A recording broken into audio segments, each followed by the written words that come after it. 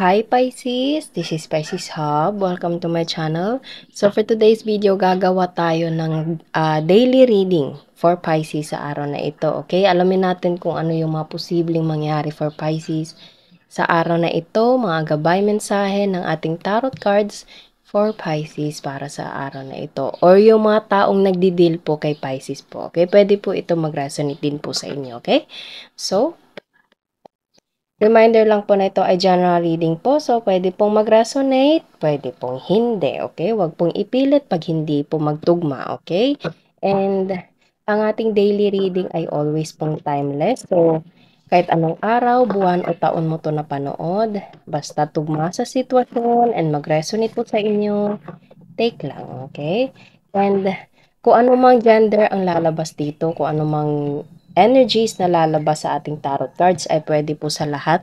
Okay, so masculine or feminine man ay pwede po sa babae, sa lalaki, or sa LGBT po. Okay, yung mga Pisces na nanonood ngayon o yung mga taong nagbibil kay Pisces na nanonood ngayon. Okay, so take lang basta magtugma po. Pag hindi, again, wag pong ipilit. Okay, so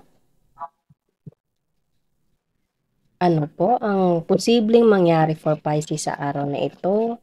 Mga gabay, mensahe para kay Pisces para sa araw na ito. Okay, ayun. So, may nag-flip. Change. Okay, so pwedeng there's a change location, and nakikita niyo Pisces, marami siyang gamit, pwedeng naglilipat ng bahay, okay? Or pwedeng magta-travel kasi actually, sa lahat ng gamit na nandito, ito ako nag-focus. I don't know why, okay? So, pwedeng there's a big possibility, there's something significant meaning of this chair right here. Pwedeng meron kang upuan na ganito, okay? I don't know. Basta sa lahat ng gamit na nandito, dito ako naka-focus, okay? So, there's something na, okay, meron akong naririnig ngayon na you have to sit back. Okay, you have to lay back and observe. Okay, you have to, kumbaga, parang pause ka muna, tas obserbahan mo yung, obserbahan mo yung paligid mo, Pisces. I hope na naano niyo po yung point ko po, okay? Kasi sa change na nandito, ang daming nangyayari, ang daming mga pagbabago, ang daming mga pag-iimpake, okay? Pero as I said kanina, dito ako nag-focus sa chair. I don't know why, hindi ko po alam, pero feel ko, again, sinabi ko na parang pause ka muna, hinto ka muna, obserbahan mo yung paligid mo. Obserbahan mo yung sitwasyon, obserbahan mo yung mga nangyayari. Parang ganun, Pisces, okay? So, pwede po siyang kahit saan pong aspeto sa buhay po. Pwedeng ma-physical physical mismo sa mga nangyayari dyan sa bahay nyo, okay? Or pwedeng sa trabaho, sa negosyo, okay? Pause ka muna, pwedeng ang daming nangyayari, obserbahan mo, okay? Kilatisin mo, alam mo yun, parang i-analyze mo kung ano yung mga nangyayari. Okay, Pisces? So, I hope na ano niyo po yung point ko po doon regarding with this chair right here. Okay? Kasi siya yung, siya yung, bigla ako talagang nakita or na-focus yung mata ko doon, yung attention ko doon sa upuan na yun. Okay? So, imprisonment. So, there's a lot of overthinking. There's a lot of, lack of information. Okay? Parang, I don't know, parang merong na yung of information. It's all about parang merong mga bagay na hindi sinabi, merong mga bagay na kulang yung impormasyon. Pwede pong ganun, Pisces. Kaya siguro parang kailangan mo munang i-pause. Okay? Saglit lang. Teka, parang ganun, okay? So, you have to pause if you feel something na parang merong off, okay? And obserbahan mo yung sitwasyon, Pisces. Obserbahan mo yung nangyayari. It's either in your home, on your home, Pisces, or mismo sa trabaho. Pwede ang daming nangyayari, okay? Pero merong gut feelings na parang merong mali, okay? Pero there's something off. Okay, so obserbahan mo. Pwede din sa love life mo, Pisces. Okay, obserbahan mo kung ano yung mga sitwasyon po. Okay, so instead na mag-overthink, kumbaga pag-isipan. Isipin, gamitin mismo yung utak, Pisces. Okay, natin na bad way po ha, pero parang something na kailangan mong i-analyze, kailangan mong obserbahan muna. Okay? And kontrolin yung emotion mo regarding with this situation right here. You have to set back. You have to lay back muna, Pisces. Okay?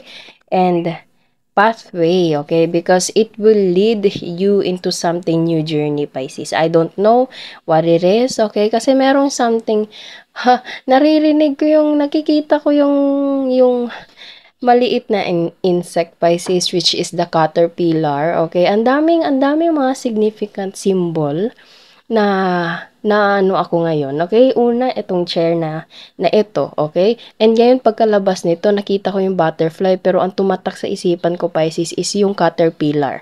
Okay? So, merong something na new journey na mangyayari for you, Pisces, okay? Pero as of now, you're in a caterpillar mode muna, okay? Parang nasa first level, nasa first step ka muna, Pisces, and you have to observe. And then after that, you take all the situation in yourself, and then it will helps you, Pisces, to transform into a better you. Okay? And mapaghandaan itong new journey na ito. Okay? Kasi lahat ng nangyayari, Pisces, it happens for a reason. Okay? And all of it will benefit you at the end of the day, Pisces. Okay? Trust lang. Okay? Magtiwala lang, Pisces. Okay? So, ano pa? Isa pa po. And then, bottom of the deck na tayo. Isang card pa po para kay Pisces, and gagamitin natin itong, ayun, so may nag-flip dito. Main female. So, pwede you're dealing with someone na feminine energy, or pwedeng ikaw to, Pisces. Okay? Nakikita nyo, meron tayo ditong bouquet, parang vase ng flower, white flowers, okay? Pero yung hawak niya is red rose. Okay, so, merong something na change again dito, okay? Or parang you will choose different, Pisces. I don't know what it is, okay? Pwedeng mapa-love life, pwedeng mapa-career, pwedeng mapa-bahay nyo mismo, or kung ano man. Na parang,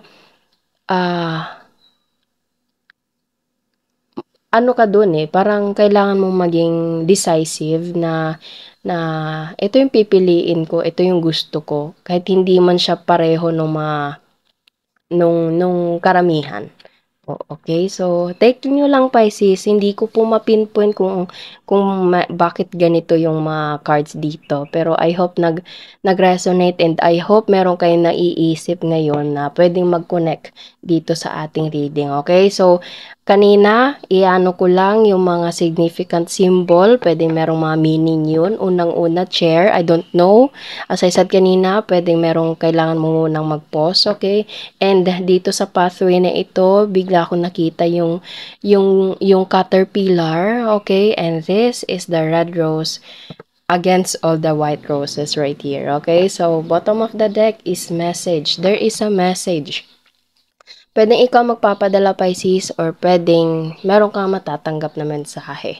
Okay? So, yun yung mga cards na lumabas sa ating The Keeper, the Fortune Telling card. Kuha tayo ng ating The Tarot cards. Ano pa po yung mga mensahe nyo po for Pisces sa araw na ito?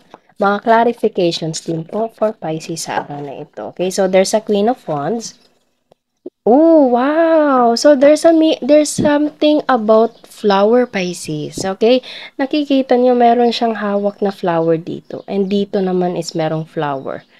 Okay? So, Pwede mahilig ka sa flower Pisces, you're a plantita or you're a plantito, okay? And pwede meron kang pusa or pwede merong significant meaning yung pusa or yung flower mismo, okay? Or pwedeng nakatira ka sa parang countryside, pwedeng nakatira ka sa province, pwedeng nakatira ka sa malapit sa nature Pisces, okay?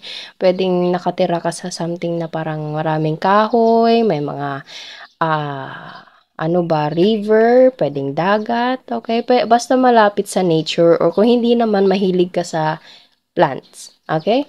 So, or pwedeng you're dealing with someone na mahilig sa ganito or ganito yung kung saan man siyang location ngayon, okay? So, ano pa po? Ano pa? Ano pa ang clarifications for this reading ni Pisces? Ano pa po ang message niyo po for Pisces sa araw na ito? Ayun. So, may nag-flip tayo dito, Pisces. Ten of Swords. Okay. Ang dami mong napagdaanan, Pisces. Okay, ang dami mo mga pinagdaanan sa buhay, okay? And parang ano parang punong-puno ka na. Okay, I don't know bakit ganun. Pero of course, kahit dapang-dapa ka na, Pisces, you have to go back on track. Okay? Kahit walang tumulong sa'yo, ikaw mismo tumulong sa sarili mo. Okay? It's okay. As I said kanina, para siyang tugma kanina, Pisces, na parang, yes, nadapa ka. Yes, there is something na ganito yung sitwasyon mo. But, you have to pause. Okay? Bumangon ka. Kung pwede, umupo ka muna before ka magpatuloy. Okay? You have to observe para hindi na madagdagan itong mga swords na nandito. Pisces. Okay? So, naway na ano nyo po yung parang point po dito sa ating mga tarot cards ngayon. Pisces, okay? You have to set back. You have to lay back. Okay? So, oh, wow! There's a Knight of Wands. After taking a pause, Pisces, there is a Knight of Wands na. Okay, pasensya na po kung meron po kayo naririnig na background noises po, okay? So, there's a Knight of Wands. Meron ka na magagamit na bagay, opportunity, offer, kakayahan, kung ano man yung nasimulan mo, Pisces. Pero ito, dito, meron ka nang nagagamit or meron ka nang magagamit. Okay? So, para siyang blessing in disguise, Pisces. After mong ang dami mong napagdaanan, take a pause, obserbahan yung paligid, kung meron ka mang pwedeng magamit, gamitin mo, and go back on track. Okay? So, parang more on ano tayo ngayon dito, Pisces. More on something na strategy. Okay? Pero at the same time, Pisces, trust everything to God. Surrender everything to God. Okay? Kung meron ka mga tanong na hindi mo masagot-sagot, itanong mo sa ating Panginoon. Okay? Kung ano man, kung wala ka mang makuhang sagot as of this moment, surrender. Okay? Trust Him. And gagabayan ka niya sa magandang sitwasyon na deserve mo, Pisces. Okay? So, sige pa, isa pa po. Para siyang para siyang this reading right here is an advice. This is you, Pisces. This is you. Kahit Empress to, pwede po to sa lalaki po or sa lahat ng gender. Okay, this is you. After all the struggles right here, meron kang magagamit after you lay back, after you pause, after you analyze everything, Pisces, magiging maayos din lahat and meron kang magagamit to move forward into a better situation. And ito ka, nakikita niyo sobrang ganda ng katangian, ng sitwasyon, ng karangyaan ng The Empress na nandito. Gorgeous. Handsome, okay? Wala po tayong gender specific, okay? So, ayun. Sobrang ganda. Nakaupo siya, okay? So, sobrang ganda ng naghihintay sa'yo, Pisces. This is you. Ito na yon. Okay, so, again, yun po yung advice ng angel na, I mean, ng tarot cards natin ngayon, Pisces. Bottom of the deck is 8 of Pentacles. You have to focus on something na kailangan mong bigyan ng focus, Pisces. Okay, puwedeng ito ay merong connection sa trabaho po para magkaroon ka ng mga bagay na you deserve. Puwedeng makakapag-ipon ka, makaka-gain ka ng maayos na pinansyal, okay? Puwede din 'tong sa love, kailangan mong, gawin yung part mo para mag-workout, okay? Or you have to focus on yourself, you have to work out on yourself, Pisces, okay? Or yung mga bagay na importante, yung mga bagay na kailangan, gawin mo, okay? Pero at the same time, meron ka ng mga bagay na naoobserbahan, meron ka ng mga bagay na magagamit sa kung ano man 'tong mga, kailangan mong gawin, Pisces, okay? So, maganda yung this reading right here is like an advice from our tarot cards for you, Pisces. Okay, so take nyo lang po kung saan po mag-resonate po, okay? So, kuha tayo ng mga initials, random words, kung sino or ano po yung konektado po sa ating reading ngayon, okay? So, pwede po mag-resonate dito yung mga random words, pwede din pong hindi, it's okay lang po. Chinito, chinita, pwedeng ikaw, pwedeng sila. Kamag-anak, pwede merong connection sa kamag-anak. Letter M, T, V, E, okay, meron tayo dito mga initials. Ito, maputi, ano pa, abroad, okay, pwede meron connection sa abroad, ibang bansa, madaldal, and anak.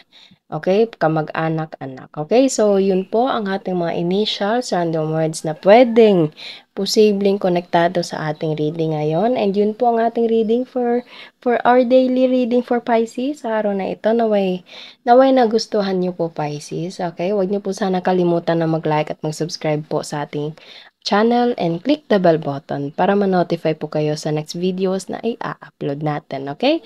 So, thank you, Pisces, and God bless!